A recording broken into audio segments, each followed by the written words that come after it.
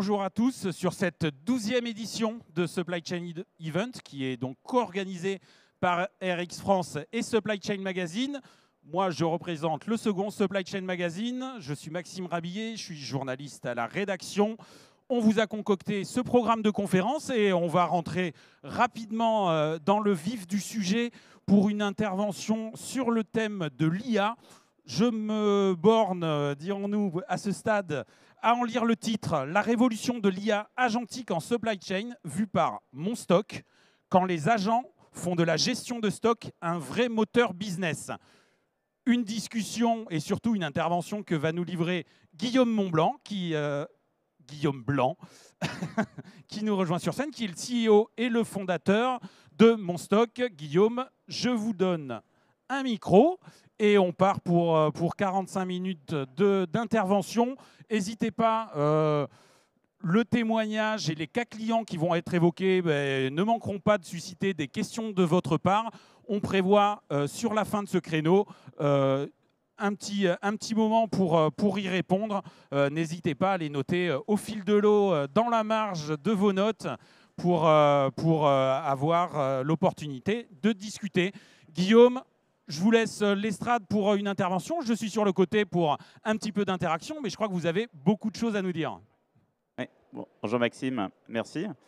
Bonjour à toutes et à tous, ravi d'être parmi vous aujourd'hui. Comme l'a introduit Maxime, aujourd'hui sur la partie agent, aujourd'hui il y a beaucoup d'initiatives. Par contre, la difficulté c'est de pouvoir communiquer dessus. Donc je vais vous partager 5 cas clients. Donc c'est vraiment des cas clients qui couvrent vraiment quasiment l'entièreté des processus supply chain. Je ne pourrais pas vous donner les noms là, mais sachez que ça couvre quand même des structures de grande taille ou de taille moyenne. Voilà.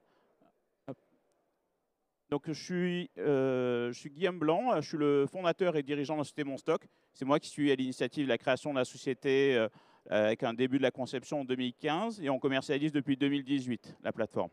Voilà. Donc aujourd'hui on est une quarantaine de collaborateurs, on est basé en France. Voilà. Alors, un slide très rapide avant de partir sur la partie agent qui nous intéresse tous aujourd'hui. Aujourd'hui, Monstock, c'est une plateforme supply chain complète. Donc, on couvre à la fois la partie stockage, mais on couvre aussi les modules de distribution. Donc, il y a les modules de WMS, et les modules de TMS. On a des modules liés à tout ce qui est processus métier, type BPM, qui sont reconfigurables. On a tout ce qui est connectivité, connecteur, avec une plateforme ETL, EAI, USB. Et justement, on sort ce module-là en mode no-code. C'est quelque chose qui intéresse beaucoup nos clients, de pouvoir faire des connecteurs sans coder. Donc ça, c'est un module très intéressant. On a un module de portail B2B aussi, on en parlera tout à l'heure. On a un module OMS aussi qui est embarqué. Et dans le dernier module, où il y a la partie tour de contrôle et IA, c'est sur ce module-là qu'on va échanger. Ce qui nous caractérise, c'est deux aspects. Avant la partie IA, c'est une partie no-code. C'est qu'on a cette capacité de pouvoir reconfigurer les processus métiers sans coder. Donc, on a été récompensé en 2022 pour la partie innovation, parce que c'est l'intérêt de pouvoir adapter la plateforme au processus. Et en fait, sur la partie IA agentique, nous, ce qu'on constate de nos clients, c'est que souvent les processus métiers sont différents. Et donc, il faut pouvoir reconfigurer. Donc, le fait d'avoir associé cette partie no-code avec la partie IA, ça permet d'accélérer les déploiements clients et de pouvoir aller beaucoup plus loin dans la personnalisation des processus. On en parlera juste après. Donc, sur la partie IA, donc aujourd'hui, nous, on a une trentaine d'agents. Donc, ça commence à faire pas mal de processus qui sont couverts. Je vais vous en présenter quelques-uns. Et je vais vous présenter les éléments, ce sera plus simple. Donc nous, nos 30 agents sont répartis dans 5 grandes catégories. Donc on a une catégorie qui concerne tout ce qui est prévision, réapprovisionnement. Donc ça, c'est tout ce qui est forecasting. Donc ça, c'est un élément qu'on connaissait souvent, qui est historiquement qui était en machine learning, qui a été complété avec de la data qu'on peut collecter sur Internet facilement. On a un module qui est tour de contrôle. Ça, c'est un module qui est assez connu, assez classique, c'est de la BI, mais en fait dans lequel on injecte les prévisions. Donc en fait, on arrive à avoir une tour de contrôle qui est plus poussée qu'une tour de contrôle classique, parce que souvent on n'est que sur les données passées et pas sur les données projetées. C'est-à-dire qu'on arrive à être sur du projectif, qui est quand même beaucoup plus intéressant. Ensuite, on a le système d'optimisation des chemins supply chain.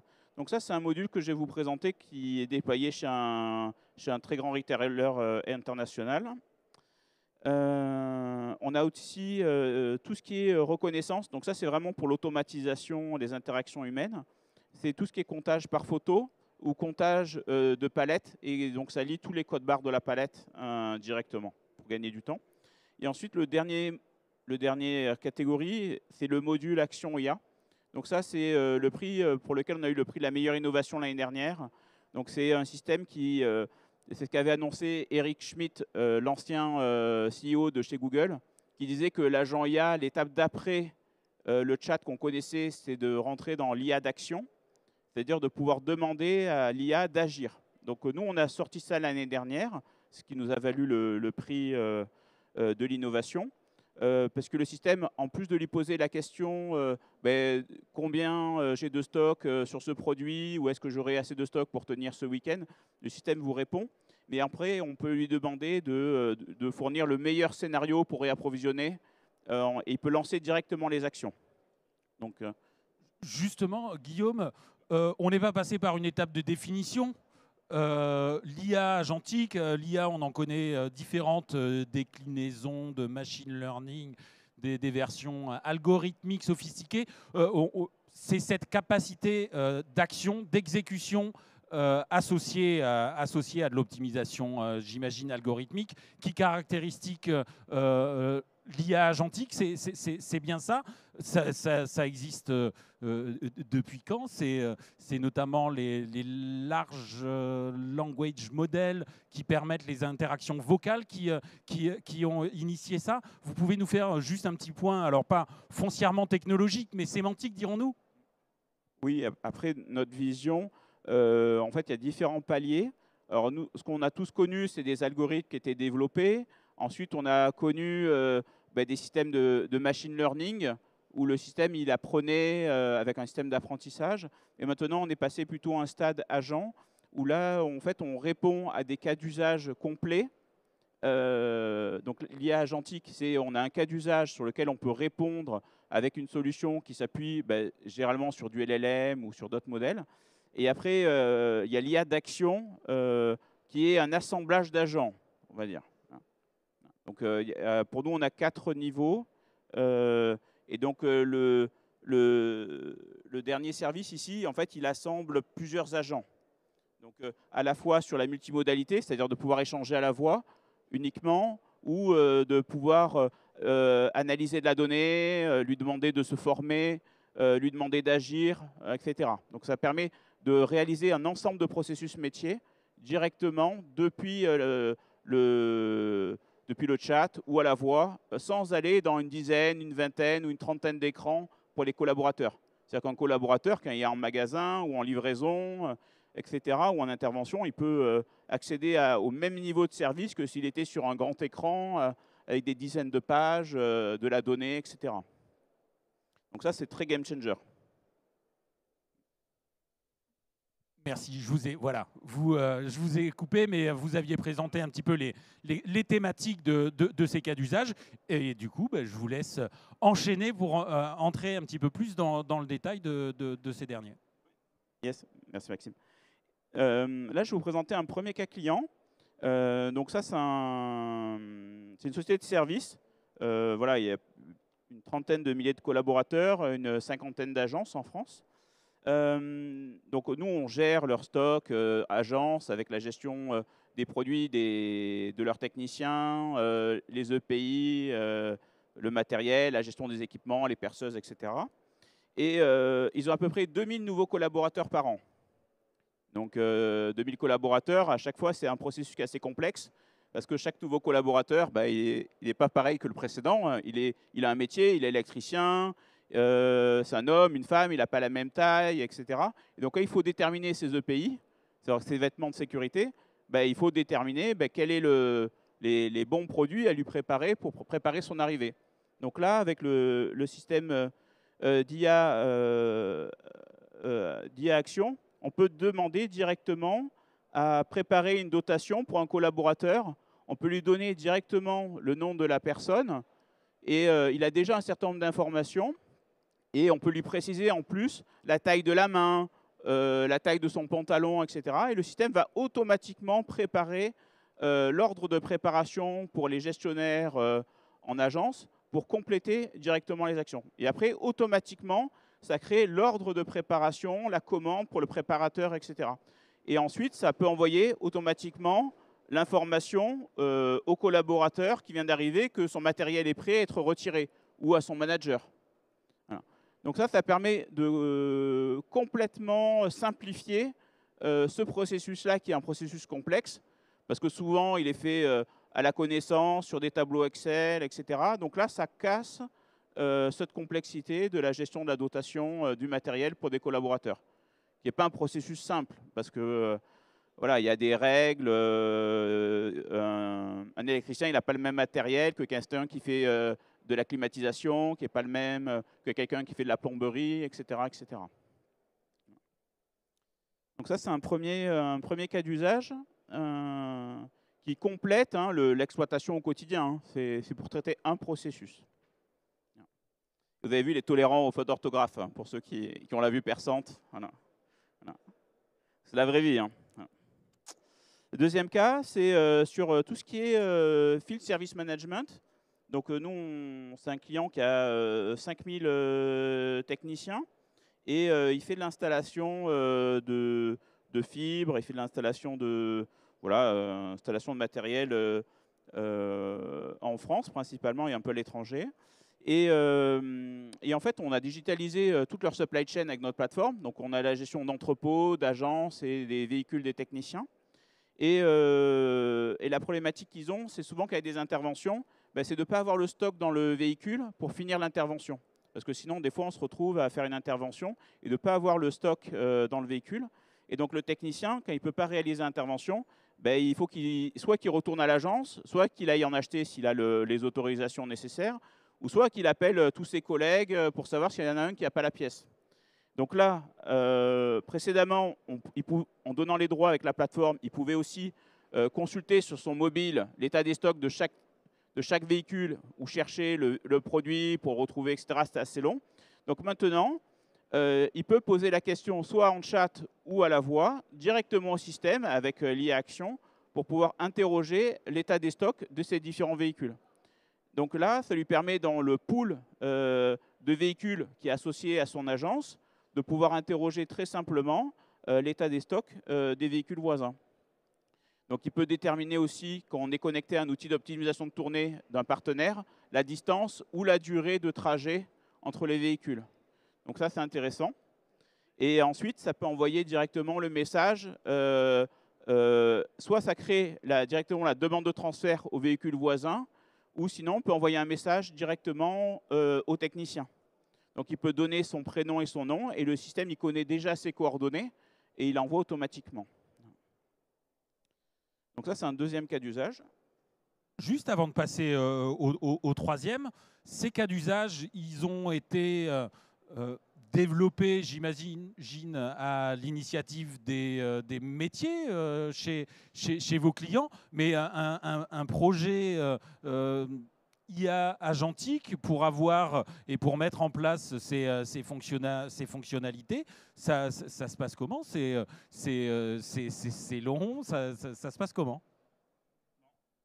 Nous, ce qu'on constate, c'est qu'il globalement, il y a deux cas d'usage. Soit il y a des clients qui arrivent, ils ont déjà des problématiques et ils viennent nous voir en nous disant, voilà, on a ces problématiques-là. Et donc là, on fait une étude, on voit si c'est opportun ou pas, parce que des fois, ce n'est pas opportun aujourd'hui. Et après, il y a le cas où ils ont des sujets, donc on fait une forme de diagnostic, où on détermine un cas d'usage et on le déroule ensemble. Voilà. Donc on a deux méthodologies. C'est rapide? Les clients qui sont déjà équipés, ça va plus vite. Sinon, c'est quelques semaines, 4, 6 ou 8 semaines. Après, ça dépend de différents critères. La complexité du sujet adressé, les données. Voilà. Classique. Classique. Je vous laisse reprendre le fil avec ce troisième cas d'usage. Oui, donc là, c'est un sujet qui concerne l'optimisation. Hop. Donc c'est un client qui a un grand groupe de retail international. On gère pour eux les non-consumer goods. C'est à peu près 60 000 références. On est dans une vingtaine d'entrepôts et 250 magasins aujourd'hui. Ils ont plus d'1 millier de magasins qu'on est en train de déployer. On avait amené beaucoup de gains et ça va faire déjà depuis janvier 2024. Ça a été déployé en 1 mois, ce système-là. Donc le système, en fait, c'est un système qui permet de déterminer dans un magasin, quand il veut des produits, déterminer le meilleur chemin pour l'approvisionner. Donc ça, en magasin, avant, ils étaient obligés de savoir où ils commandaient, quel produit, etc. Maintenant, ils ont un portail comme si c'était un site de commande en ligne.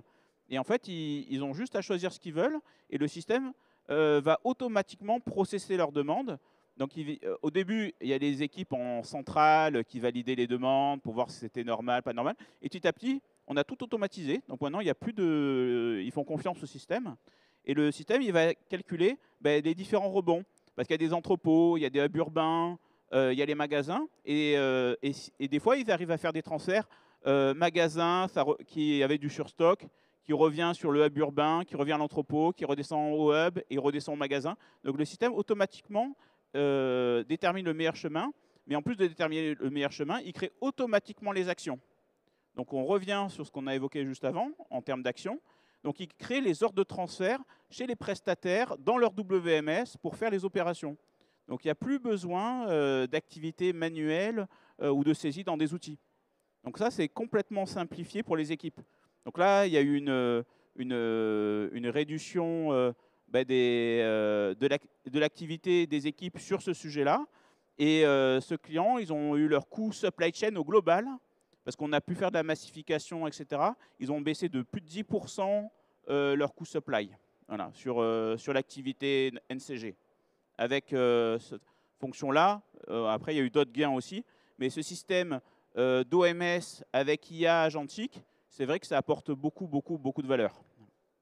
C'est sur ce point que je voulais rebondir. On est donc dans des fonctionnalités d'OMS, mais qui sont là activées par le vendeur, en tout cas par le personnel magasin pour un besoin client donné, et avec derrière le degré d'automatisation et de traitement de la demande, de son exécution connectée, j'imagine, avec tous les panels d'outils pour cette exécution, la vision temps réel des différents stocks. C'est bien ça. Ce qui est super, c'est qu'en fait, ça simplifie complètement l'exécution. Et on est connecté aux différents outils TMS, SAP chez eux, etc. Et pour eux, ça simplifie énormément le fonctionnement du quotidien. Et après, ça leur permet d'analyser aussi des fois qu'il y avait des commandes, alors que des fois, il y avait des hubs de proximité qui avaient des produits. Ça a pu réduire les coûts aussi.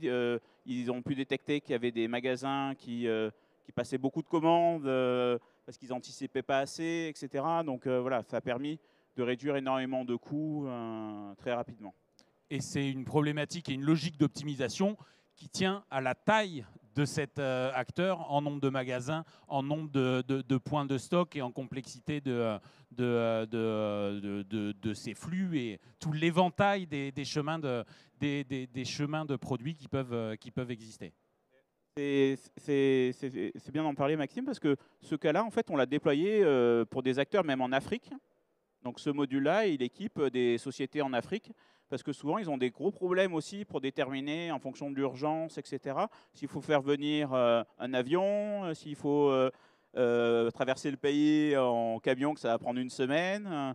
Et donc le système, il arrive à déterminer à chaque fois le meilleur scénario, et même dans des situations qui sont assez complexes, comme on peut l'avoir dans d'autres countries, quoi.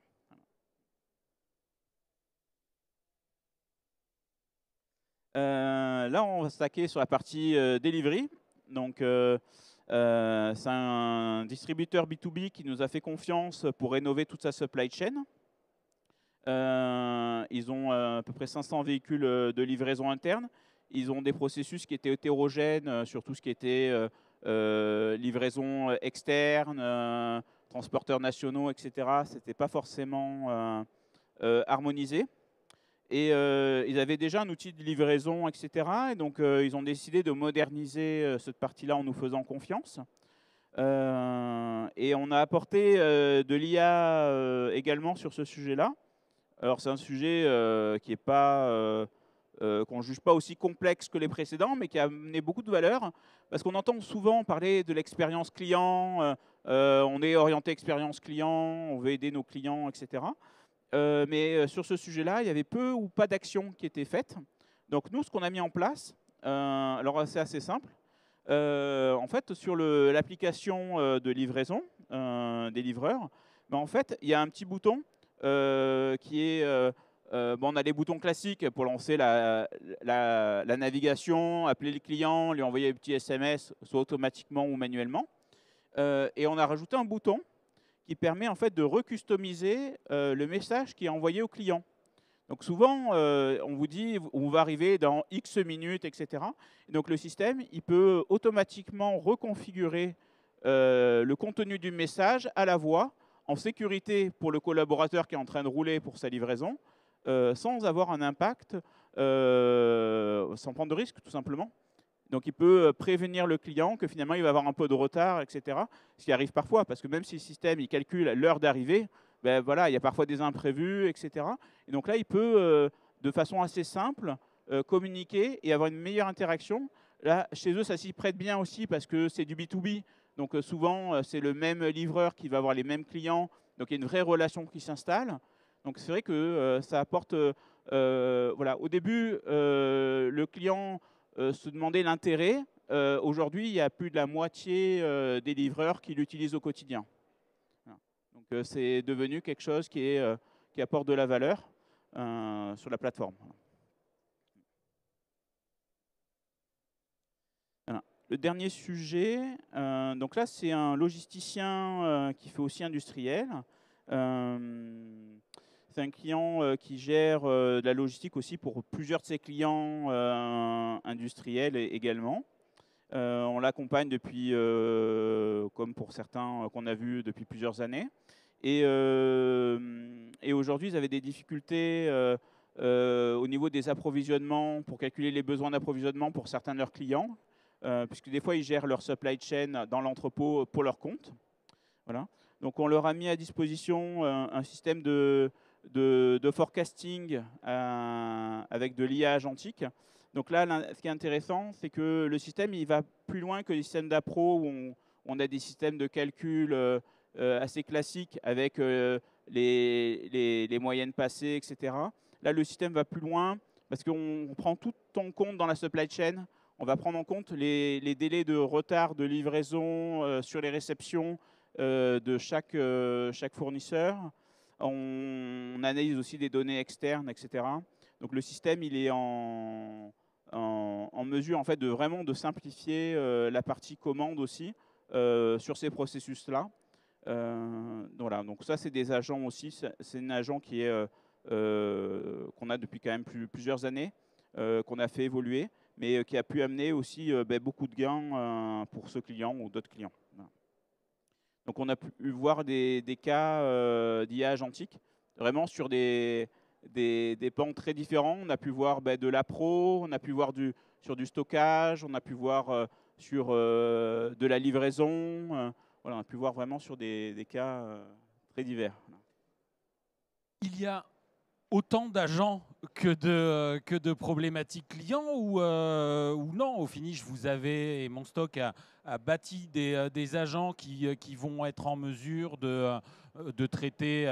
On a bien compris que par rapport à une solution, on est vraiment sur, pas des micro-sujets, parce que ça répond à des vrais enjeux, mais on est sur des choses bien précises. Donc c'est un agent pour un projet ou c'est pas comme ça que ça fonctionne? Là, ici, nous, notre vision, c'est un peu ce qu'avait évoqué Eric Schmidt. C'est globalement, en fait, on prend des agents, nous, on les assemble et en fait, on répond à un besoin complet. Donc, c'est quand on a construit l'IA Action, en fait, ça permet de répondre à N besoins directement. Voilà. Et donc, ça, c'est un service qu'on va mettre à disposition aussi directement pour nos clients. Aujourd'hui, il était pré-embarqué dans la plateforme Monstock, mais on va permettre à nos clients de pouvoir le déployer aussi directement. Voilà. Donc il y a une évolution sur notre plateforme. Donc c'est une IA qui détient N agents, on va dire.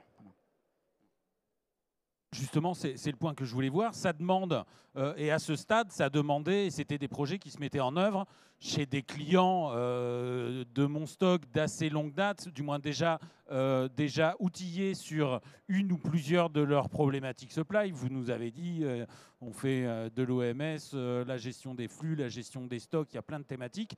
Mais ça demandait, et ça se mettait en place dans des clients qui étaient quelque part déjà dans un univers mon stock, connecté aux autres systèmes, c'est bien ça, mais ça n'a pas vocation, l'IA agentique peut se mettre en place désormais aussi dans d'autres cadres, c'est bien ce que je comprends? Oui, on voit aussi des clients qui arrivent, qui ont déjà leur système d'information, avec 4 ou 5 applications qui servent à couvrir leur supply chain. Et donc nous, on se met comme une surcouche au-dessus pour pouvoir adresser des services plus simples, parce que des fois, quand on est dans certains outils du marché, créer une commande, ça prend X minutes. Le fait d'aller consulter les stocks, il faut aller dans une autre page, etc. Et donc, au cumulé, ils prennent en compte le temps global des opérations et en fait, ils nous sous-traitent l'interface, on va dire, de passage de certaines opérations pour simplifier les processus. Voilà. Donc, des fois, on se met en mode surcouche uniquement sur des clients qui n'ont pas notre cœur de réacteur aujourd'hui. D'accord. Et je retiens aussi le fait que ça amène, parce que dans certains des 5 cas que vous avez évoqués, on parle de métiers et de profils d'utilisateurs qui jusque-là n'étaient pas les mains dans les outils de la supply chain et qui se retrouvent, et de façon simplifiée et fluide, intégrés comme initiateurs d'action. C'est bien ça aussi qu'il y a derrière cette vague technologique de l'IA en mode agentique. Exactement, on se pose tous plein de questions sur notre devenir et aussi au cœur des opérations dans les entrepôts, etc. Nous, ce qu'on a pu noter aussi, c'est qu'on a des clients, par exemple, dans le BTP, et des fois, ils ont des collaborateurs, ils appellent ça des compagnons hein, pour certains, et c'est des collaborateurs qui ont fait X années de chantier et qui sont un peu... voilà, ils ont été plus fatigués qu'en étant dans des bureaux. Et ils se retrouvent dans des entrepôts et ils ont parfois du mal à lire, à taper au clavier, même avec un grand écran, ils tapent sur 3 touches en même temps. Et donc là, le fait de pouvoir travailler à la voix ou de pouvoir avoir de la facilité d'usage, en fait, ça va, à mon sens, et nous, ce qu'on a pu constater sur ce qu'on a pu tester, c'est que ça permet en fait de redonner la capacité à des collaborateurs qui ont parfois des difficultés pour l'utilisation de certains outils ou dans l'insertion professionnelle, de rentrer grâce à cette technologie-là. Donc ça, c'est très game changer également, de pouvoir permettre à plus de monde à rentrer dans le monde du travail. Voilà. Donc ça, c'est une chance pour nos entrepôts et pour des métiers qui sont parfois pénibles, il faut le dire. Je me tourne vers la salle. On va peut-être, parce que pour l'instant, je pose les questions, mais moi, je ne suis ni utilisateur, et vous l'aurez compris, ni particulièrement versé dans les questions technologiques. Donc, n'hésitez pas, des questions plus fonctionnelles, mais aussi peut-être dans une certaine mesure des questions plus technologiques. N'hésitez pas. Un micro va venir vers vous pour une... voilà, c'est ici que ça se passe.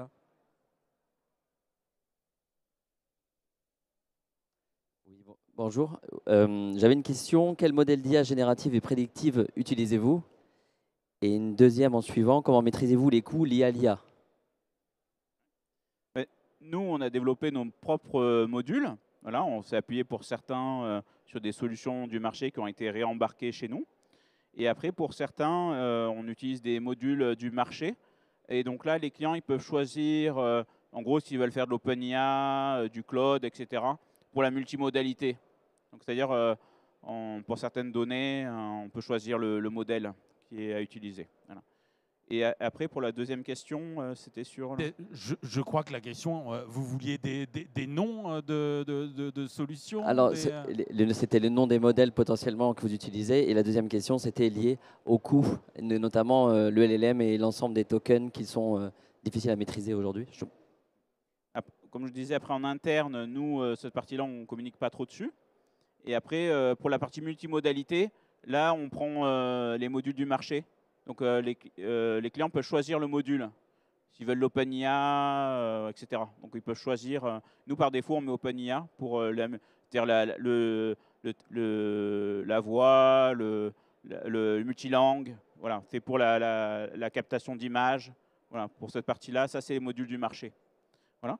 Et après, pour les coûts, ben, nous, on fait un package. Et après, c'est nous qui sommes vigilants sur le suivi des coûts. Mais c'est un peu vague, un package de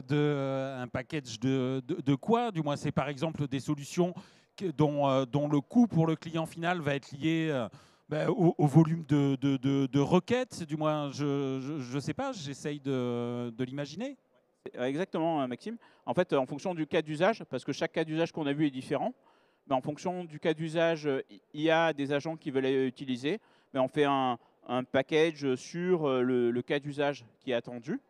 Voilà. Ou sinon, si une société veut utiliser quasiment tous nos services IA, il n'y en a pas un aujourd'hui qui utilise tout, mais là, on a un forfait spécial qui englobe tous nos services IA.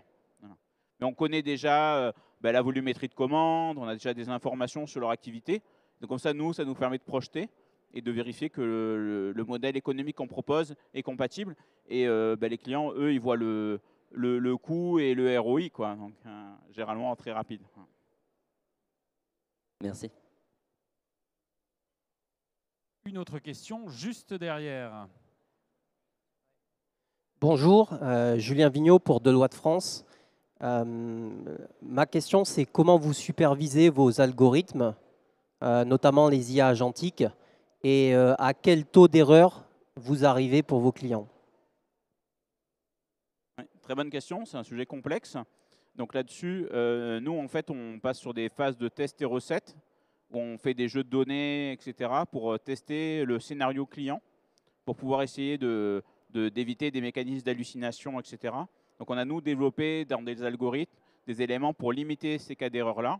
Voilà. Et nous, dès on s'est déjà identifié en avant-projet les projets où on va avoir des problématiques de ce type-là, pour pouvoir dire que ça, on ne va pas pouvoir y répondre correctement ou pas. Voilà. Mais par exemple, sur des cas type dotation, qui sont des cas assez complexes, parce que souvent, c'est des collaborateurs type techniciens ou qui ont le bac ou pas le bac qui font les opérations. Donc là, c'est des cas qui sont quand même plus complexes. Et donc là, on met des mécanismes en place pour éviter ces mécanismes-là. Et on voit au niveau des erreurs, c'est assez difficile à identifier.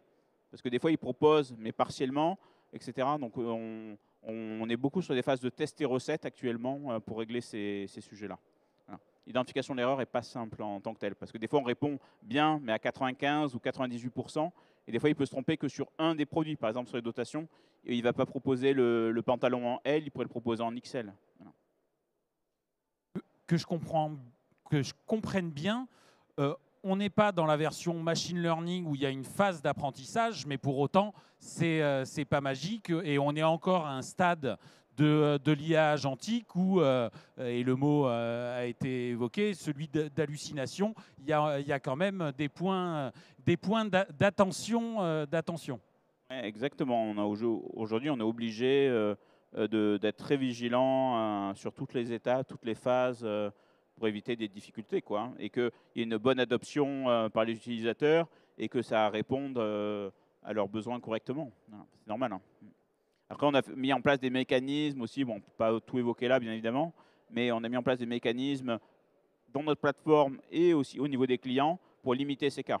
Voilà. Donc, il y a toute une organisation, des retours d'expérience qui permettent de limiter ces difficultés. Et quand un cas problématique est détecté, qu'est-ce qu'on fait? Verbalement, on dit à l'agent attention, ça, je ne veux plus le voir. En fait, c'est un peu ce qu'on fait sur le ReaPro.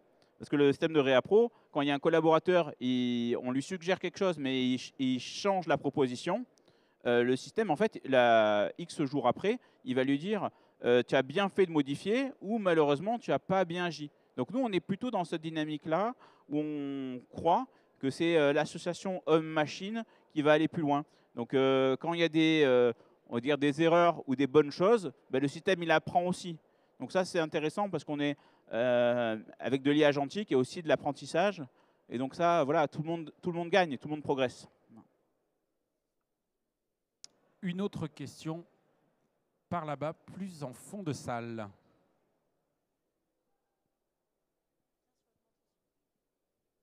Bonjour. Je ne sais pas si vous avez répondu tout à l'heure en début de partie, mais je n'ai pas vu d'informations par rapport à la protection des données. Comment vous sécurisez ce point-là?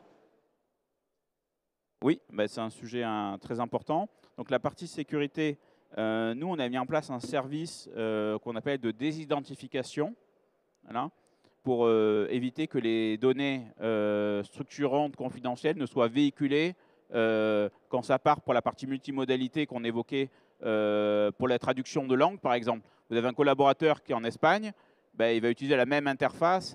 Nous, on est dans plusieurs pays, donc nous, on ne peut pas configurer l'agent par langue. Donc le système, nativement, nous, il marche en français-anglais.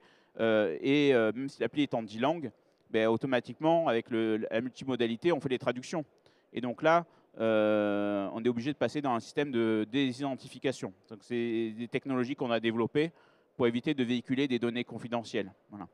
Et on ne véhicule pas la notion de quel client est concerné dans les appels pour la multimodalité. Après, il y a des clients qui ont leur propre système de multimodalité aussi. Mais dans ce cas-là, qu'est-ce que vous appelez la multimodalité? Parce que le mot revient souvent, et moi, je ne l'utilise pas forcément de la même façon, mais moi, je ne suis pas praticien, encore une fois. Mais qu'est-ce que vous entendez là par multimodalité? Ouais, bah, tout simplement, c'est le fait de pouvoir échanger par chat, à la voix, de pouvoir copier des images, des documents.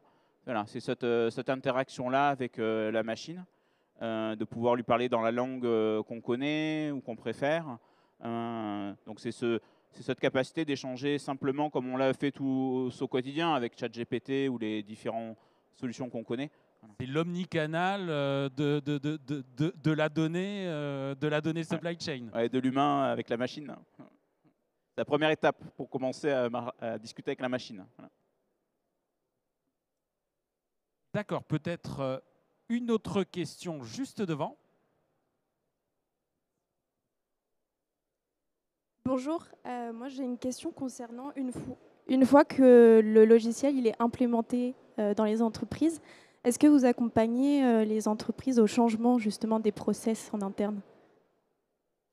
Oui, tout à fait. Alors c'est vrai que je n'ai pas mis le slide. Nous, on fait partie de Hub IA France. On est partie des 300 entreprises françaises sélectionnées sur la partie IA. Donc nous, on est sur le segment logistique. Je ne sais pas s'ils ont sorti leur panel France sur la supply chain. On n'est pas très nombreux. Et nous, la chance, c'est qu'on a une couverture complète. Et donc, on peut faire les diagnostics IA. Donc, on peut venir voir quels sont les processus sur lesquels on peut intervenir, voilà, où on peut apporter du conseil et faire la mission aussi avec des cabinets de conseil, etc. Donc là-dessus, on intervient sur ces phases amont. J'ai une petite question. Il y a encore des sujets qui résistent à l'IA agentique, ou en tout cas, devant vous, il y a, quand bien même vous avez développer 30 agents et la possibilité de les associer pour répondre à des sujets. Mais voilà, il y a encore et vous voyez venir des choses encore plus sophistiquées dans l'utilisation qui va pouvoir être faite de ces technologies en parallèle avec les outils qui équipent les entreprises. Ouais. En fait, sur certains aspects, on avait pris un peu d'avance parce que OpenIA a sorti il y a quelques jours, semaines, le fait de pouvoir lancer des actions. Je ne sais pas si vous avez récemment fait une recherche, est-ce qu'il y a des nouveautés sur tel sujet? Et il vous propose, est-ce que tu veux que je recherche toutes les semaines? Donc il a lancé ça récemment, donc c'est l'IA Action qu'on a fait. Et là, il travaille sur, vous avez peut-être entendu parler, ils ont sorti un kit pour faire appeler des agents entre eux pour lancer des actions complètes, etc. Ils appellent ça le SDK, j'ai plus le nom en tête. Bon. Donc, voilà. Donc nous, ça, c'est ce qu'on est en train de sortir aussi, ces sujets-là. Donc il y a quand même des gros sujets. Après, je ne peux pas trop vous parler des sujets des prochains mois, années, mais on sort aussi ce module-là. On arrive vraiment sur un système maintenant où il y a une vraie convergence. Donc il y a une grosse transformation qui est en train de s'opérer actuellement. Et on parle d'une vague technologique qui s'adresse aux entreprises matures en termes de processus et d'outils, ou est-ce que quelque part c'est aussi abordable pour solutionner et pour des acteurs qui n'ont pas ni forcément les compétences informatiques, mais qui ont des processus qui sont pas les plus sophistiqués et les plus optimisés. Du moins, voilà, ça s'adresse à qui? En fait, on voit que l'adoption se fait à tous les niveaux. On voit qu'il y a des PME qui sont très, on va dire, geeks, et donc ils prennent ces sujets-là à bras-le-corps. J'étais au NRF il y a un mois. Il y a une cliente qui a témoigné sur ces usages-là, mais c'est une PME. Voilà, on est vraiment sur une taille PME. La Gentle Factory, c'est Christelle Merter. Et elle évoquait justement que ces technologies-là lui permettaient d'éviter d'avoir une personne à l'IT. Voilà. Donc ça lui simplifie, son exploitation, son fonctionnement, etc. Alors, ça reste une PME, mais voilà. En tout cas, pour elle, ça simplifie son fonctionnement, ça réduit ses charges. Merci Guillaume. On arrive, il y a peut-être une dernière question, mais de toute façon, il y a toujours la possibilité d'aller vous en poser sur votre F34. stand. Je l'avais noté aussi, le F34. Peut-être aussi pour ceux qui viendront vous voir, d'en savoir un peu plus sur les fameux cas clients. Idéalement avec les noms à mettre en face. Moi, j'ai eu des petites idées, mais je comprends la difficulté de faire témoigner sur scène une entreprise sur ces sujets plutôt d'avant-garde. Merci en tout cas, Guillaume, pour cette intervention qui ouvrait cette première journée de Supply Chain Event. Et donc, sinon, ça se passe à la fois dans les travées et sur cet espace de conférence dans un quart d'heure pour la suivante. Merci Guillaume. Merci Maxime, merci à tous. Bonne journée.